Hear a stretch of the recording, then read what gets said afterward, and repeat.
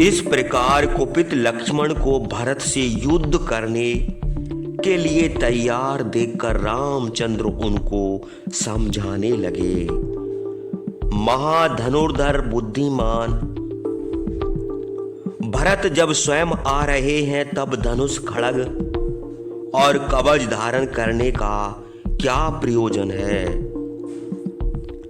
हे लक्ष्मण, मैं पिता की आज्ञा का पालन करने की प्रतिज्ञा करके भरत को युद्ध में मारकर अपनी निंदा कराकर राज लेकर क्या करूंगा।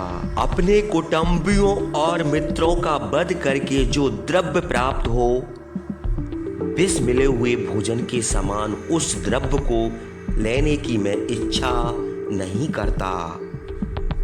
हे लक्ष्मण, मैं तुम्हारे सामने प्रतिज्ञा करके कहता हूं, तुम ही लोगों के लिए धर्म, अर्थ, काम अथवा पृथ्वी लेने की इच्छा मैं करता हूं। मैं अस्त्रों का स्पर्श करके सत्य कहता हूं। मैं भाइयों के सुख के ही लिए राज की इच्छा करता हूं। हे सौम्य, यद्यपि मेरे लिए समुद्र पर्यंत पृथ्वी दुर्लभ नहीं है, किंतु मैं अधर्म करके इंद्र का पद भी ग्रहण करना पसंद नहीं करता। तुम्हारे बिना, भरत के बिना और शत्रुघ्न के बिना यदि मुझे कोई सुख हो तो उसे अग्नि भस्म कर डाले।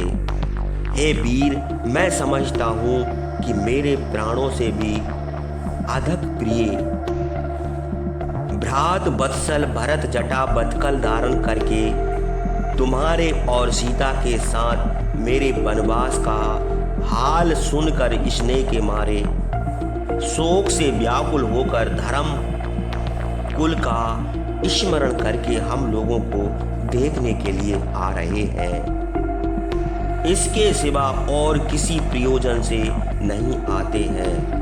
श्रीमान भरत अपनी माता कैकेयी पर कुपित होकर उनको कठोर वचन कहकर पिताजी को प्रसन्न करके मुझे राज देने के लिए आ रहे हैं। इस समय वे जो हम लोगों को देखने के लिए आते हैं तो मुझे यह विश्वास नहीं होता कि वे मन से भी हम लोगों का अहित करें।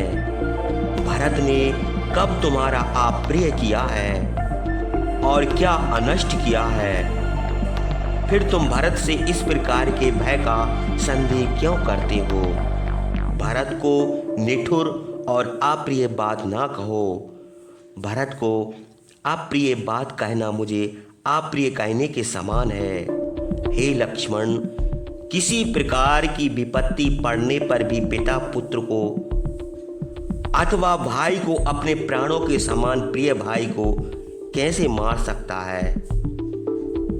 यदि तुम राज्य के लिए ऐसा कह रहे हो तो मैं भरत से कहूंगा कि राज लक्ष्मण को दे दो।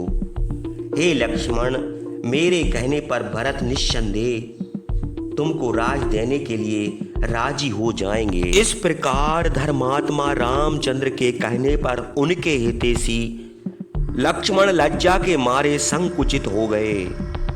उसके बाद लक्ष्मण ने लज्जित होकर कहा, मैं समझता हूं कि पिता दशरथ आपको देखने के लिए स्वयं आ रहे हैं।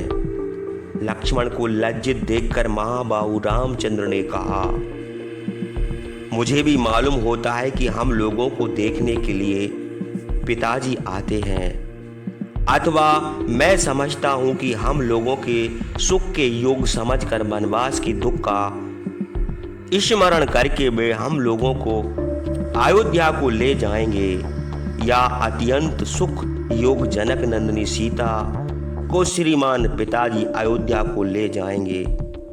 वह देखो, वायु के समान शीघ्र चलने वाले अच्छी जाति के उत्तम सुंदर बलवान घोड़े साफ देख पड़ रहे हैं।